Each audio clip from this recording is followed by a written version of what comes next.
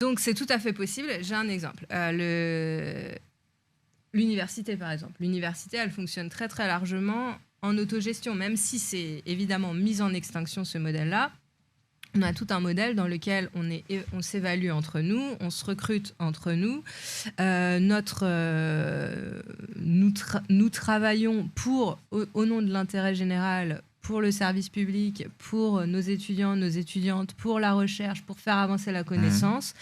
Et donc, il y a ces modèles-là, ils existent dans les économies sociales et solidaires, dans les SCOP, dans les associations. Donc, le modèle sans chef, c'est extrêmement... et l'autogestion, ça fait partie de la vie, c'est déjà là, ça existe là. Dans les écoles aussi, je crois que par exemple, les écoles primaires, il y a des directeurs d'établissement, mais qui n'ont pas de rôle hiérarchique, qui ne sont pas au-dessus des autres profs.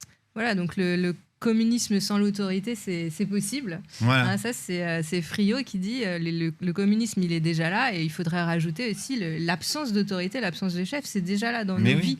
Et on sait très bien qu'on se sent beaucoup mieux dans une organisation sans chef que dans une organisation avec chef. Et on voit d'ailleurs que dans les organisations sans chef, personne ne veut être le chef.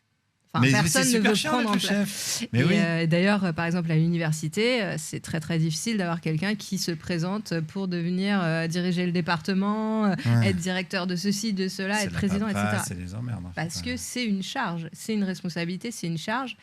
Et donc, on peut tout à fait imaginer une organisation politique sur des modèles sans autorité, sans pouvoir, sans chef. Eh ben voilà, c'est réglé cette question de gouvernement.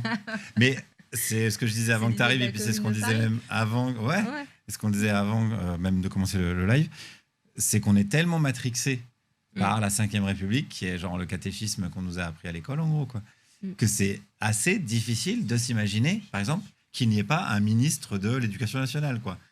Parce que on se dit, bah oui, mais si on va dans la rue manifester, qu'est-ce qu'on met sur nos pancartes, tu vois ce que je veux dire? Oui, mais non, mais on peut avoir des coordinateurs. Oui. Parce que c'est vrai que là, il faut quelqu'un qui parfois centralise, qui coordonne, qui facilite les échanges, mais pas forcément quelqu'un qui a une autorité. Mais que ce ne soit pas lié à un pouvoir de décision propre.